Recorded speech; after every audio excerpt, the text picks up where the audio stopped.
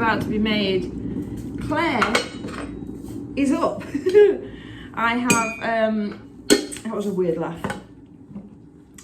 I realised on the last video actually I was a bit flat, which is not surprising after a full day's work. That is normally how Claire looks.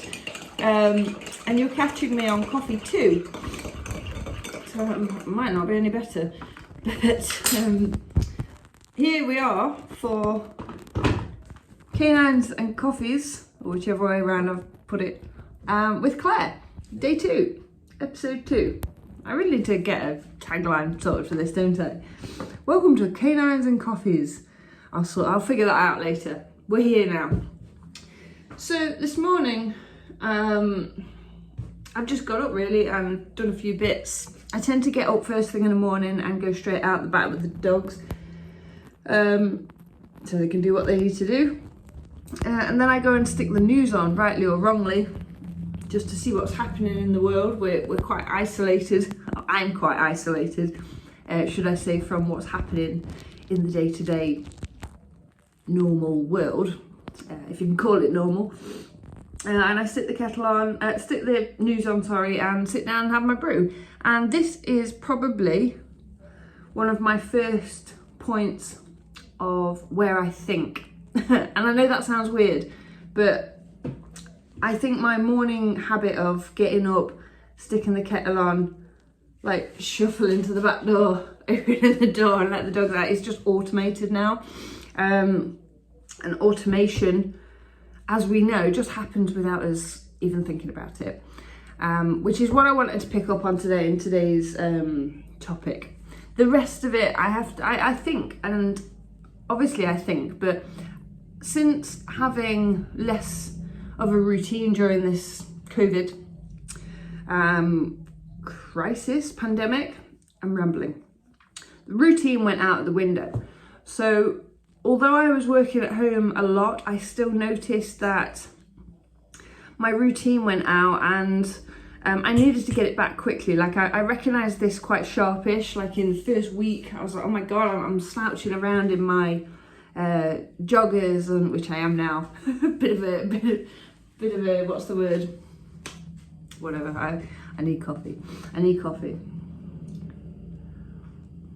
Contradiction, that's the word I was looking for, a bit of a contradiction. But anyway, I noticed that instead of getting up, getting dressed and doing the dogs, that little slight bit of my morning routine had been missed. And you know, I think a lot of people were in the same boat. I spoke to my mum and she was like, oh, it's brilliant. I'm on Zoom calls and I'm only dressed from the neck upwards. And you know, I better not pull that up. But she was in joggers, sometimes not getting out of her pyjamas all day long. And I remember saying to her, I was like, you'll tire of that quite quickly. I don't know whether she has or not. But then we spoke a few weeks later about, oh yeah, actually getting up and getting dressed and doing something first thing in the morning really helped. And this got me thinking, right, about when people come to me for dog training. So I've done a whole load of different varieties of how to train your dog over my years. And from classes, one-to-ones, puppies through to adults, general just naughtiness in a teenager, to dogs that I've had to say, I'm sorry, I don't deal in that because they're bitten for something, or perhaps they're a stronger strain of line that I don't work with. So I've covered quite a wide variety of stuff, pet dog stuff. And what I noticed, there was a pattern that I noticed, and there was probably, if I haven't done the numbers on this, but if I was to put all of those people together and then deduct the percentage of people who actually continued after our lessons and our classes and, you know, basically with my eye not over them, it would be very, very small. Very small. Like, dog training isn't come to class for half an hour, 45 minutes, an hour, once a week and your dog's done. And if your barking dog is being taken and put into a class setting, I would be questioning that. But when it comes to the world of a barking dog, regardless of what they're doing through, what emotion is happening with it, it takes work and it takes time. And it's almost, well, I equate mine to a lifestyle. So the way I helped Hunter, we take Hunter for example, the way we helped him is that I would make amendments to my daily life to be able to give him what he needed. And that included 4 a.m, getting up at 4 a.m and out the door for 4:30, 5 o'clock in the morning, just so he could have his exercise with nothing to be scared of, or little to be scared of. A lot less to be, is that the right word? More coffee. So he would have less to be scared of. That's not to say he wasn't anxious on his walks out there. Of course he was. Walking at a different time doesn't solve the problem. But I was doing work in this, and like normally I would say that walking a barking dog, especially if it's through anxieties and fears, is not essential, and it's not essential. You don't have to walk your dog every day. I'm covering a lot of topics here, but I want to get on the root of automation. So we did that for a bit, and where I used to live, I you know, not letting him have some form of external stimulation would have been cruel. You know, he had his 10 days off and he was quite happy with that. But we only had like a tiny small backyard. It wasn't fair on him to do any longer than that, really. And I was quite fortunate that I could put him in the car and we could go somewhere, but it was very hit and miss that if I walked out of that front door, what was going to be crossing the path, so to speak. So we did that, and I got into a really good habit of getting up even earlier. I didn't like it. It was harder in the winter when it was cold, and sideways winds and gales. God, more than likely snow here. But I did it because I didn't want him living in fear or having constant anxiety. You know, I knew where I wanted to get to, and my goal was, I just want to be able to walk him past another dog. And we reached that goal because I pushed myself, and there's a lesson in this for everybody. I didn't just do an hour a week and expect it to be fixed. I worked on it every day. Every morning, the first job, get up, get dressed, go to the loo myself, hook him up. I used to actually hook all 4 of the dogs up on most occasions, but when we first started, it was just Hunter. And then each morning, it didn't have to be 4:30, 5 o'clock. It could be 5:10, 5:20, 5:30. And bit by bit, I just gradually extended when I went out, with the exception of 7 a.m. Around 7 a.m, I think I did a skip from going out at 6:30. It was only like a 20-minute walk. And then I skipped from 6:30 to 9 o'clock in the morning, because I knew from 7 o'clock, when the village that I lived in, that was like prime dog walking time. He wasn't ready for that. You know, the point of this activity we were doing is to just get him his exercise and a bit of extra external stimulation. So we skipped the times. But in doing this and automating that habit, I made it my priority. Right, we have to go out and we have to do some form of confidence building exercises, focus work, playing games, scent work, something that's going to build his confidence and build his listening skills in me. Now, we have a really good relationship, I think. Hunter's one of those dogs that he will behave impeccably for me. Dude, come here, walk to heel. As someone else takes him, he acts up, which I haven't really got a need to work on that, to be honest. But we have got a good relationship and a solid understanding together. But where the issue came in was that other dogs weren't to be trusted, which brought a breakdown in our relationship. So I was having to rebuild that. Anyway, automations. My morning routine, even to this day, I tend not to go out as much with the dogs now, because that habit has slipped. We've moved house. I have a 3-acre field that the dogs can go in when the sheep aren't there. I have all of the front yard that we can go and chill out on the front. Why would I need to go out into the daily depths of a dog walk? Because it's my next goal. And a part of me doing this is I've set myself another challenge, if you like. I got to my first goal. I can take him out and we can go for a walk and we can see and pass other dogs at a distance. And his distance is probably like 2 pavements apart. He can deal with that, which is cool. But me being a dog trainer, I'm greedy, so I want the next level. And the next level for me is for him to be able to deal with any dog, providing they're not ripping lumps out of him. I want him to be able to cope with and deal with an off-lead dog, for example, running over and coming to sniff him. At the minute he can't. He's like, whoa. You know, like I can walk to here and I can notice you and I can stay focused, but if you come charging at me, that's like, whoa. Red zone for him. I say red zone. But that's our next goal. And I know to be able to get to that goal, I have got more things to do. I have got much more work than just pet dog training to do. And it's going to be difficult. And it means that I almost have to re-automate this habit. I train my dogs every day. But if I'm being completely honest with myself, I'm not pushing myself to what I know I can do. And I find this this turned into a whole story about my goals, and that's not what it's about. But as an example for you, you can see that I set my goal first. I don't look at the problem and go, this is the problem I've got. I think, well, where do I want to get to next? And how am I going to get there? And then I automate it. So every morning, I don't know if I can show you here, I pot up the dog's dinner in these. I have 4 dogs, so they get potted up in those, and I work with them through the day. Now I am a little bit more, probably a lot more able to do variable reps through the day because I'm at home a lot of the time and I train dogs for a living. But now I'm getting really specific on stuff. I'm getting stricter with myself.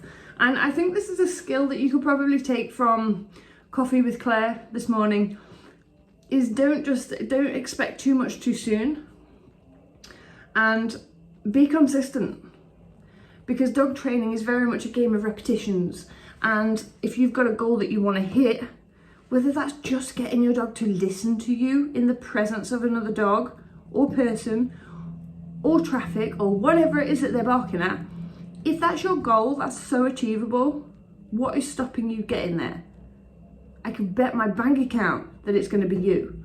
There'll be something in your day-to-day life that will be stopping you. And I'm trying to, well, I want you to overcome that hurdle. I want you to really look at things and go, right, where can I improve? What can I give up that isn't as important as getting rid of this daily embarrassment, this daily stress, this lack of communication between me and my dog, our lack of relationship is kind of what it comes down to.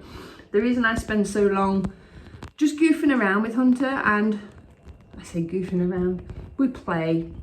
He likes a cuddle sometimes. We do scent work, we do fun stuff basically.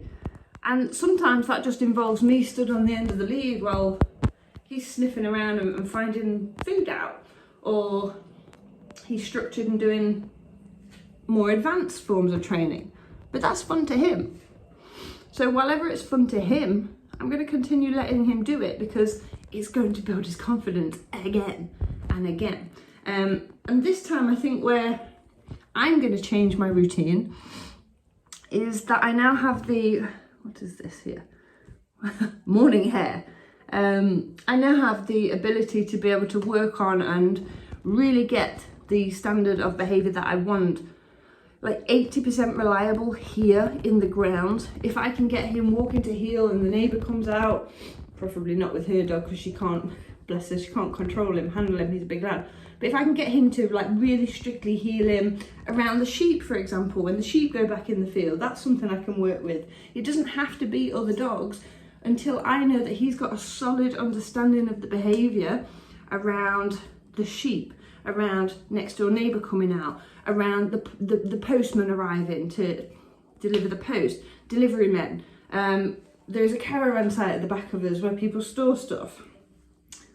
They store their caravans. Can he do it when a car comes up or they take a caravan out? These are the sort of things that I can add in to make sure that he's more reliable and to make sure that his behaviour is automated irregardless of what's going on around. So there's two automations happening there. There's my automation of getting up and fucking doing it, even when it's shitty weather.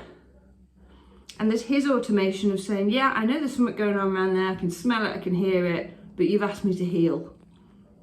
So I'm going to stay and heal. So there's a bit of a ramble this morning. Ramble, it's not, yeah, you know what I mean. On automating what it is that you want your dog to do, but automating it in yourself as well.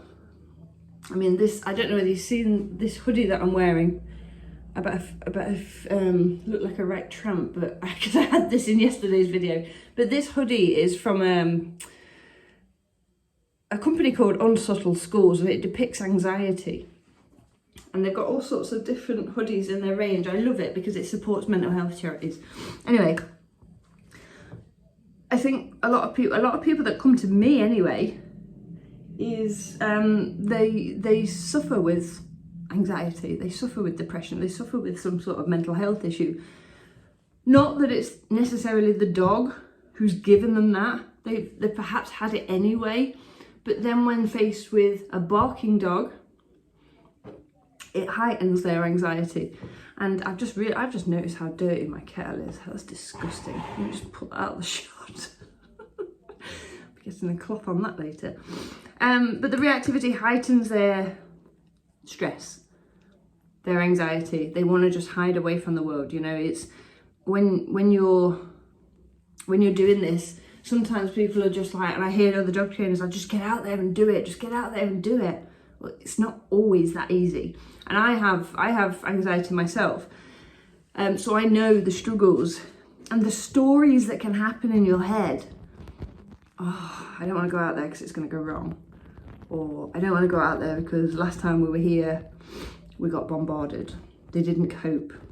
I was being judged. He got labelled the aggressive dog. Whatever stories happening in your head, I've had them. I've had them all. I've not even picked up on Digger yet, and I will at some point, because let me show you these guys if I can. There is Digger. Good morning, Digger. Oh, I'm not up yet, Mum. You saw Hunter last night, and there's Lily. Good morning. Just in case you wondered where the other two dogs were. So I get it, and I'll talk about Digger another day because I'm conscious. I'm conscious of the time. I'm sure you're really enjoying these coffee mornings with me. I'm certainly enjoying doing them. It's only the second day. But I have a whole host of stories that I can tell you about Digger and how it was really difficult for me to actually do stuff with him because of how dangerous he can be. So we'll leave it there. Automate the routine that you want to do. Really think about it. Think about your morning. Think about, if you haven't got time as it stands at the minute, have you really not got time? Or is it just an excuse that you're telling yourself to put off doing it? I haven't got time is probably the biggest thing I hear. And then I'm like, right, well, what can we cut so that you have got time? Because this is more important. This can be a life and death situation. Your dog kicks up barking and scares the crap out of somebody, or heaven forbid, grabs hold of another person or a dog. They can be up in court.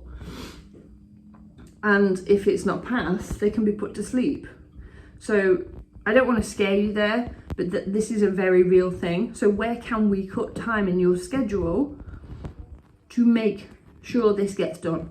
Have a think about it and really think about it. Sit down with a pen and paper. Okay, so in the morning I actually get up, I go to the loo, I brush my teeth or whatever, I make my cup of tea or coffee, and I sit down for 20 minutes faffing on my phone. Right, well, let's take that coffee and let's get a pot of dog treats instead. Let's fuck the phone off unless it's sat there recording you, and let's do 20 minutes of eye contact. Or 20 minutes, probably a bit excessive, but let's do 5 minutes of eye contact work. Let's feed your dog their breakfast while we're waiting for the kettle to boil. There's always something we can do to slice time out of the I'm busy schedule, and really make it worth doing something with, you know? So that's where we're at. Automate your behaviours.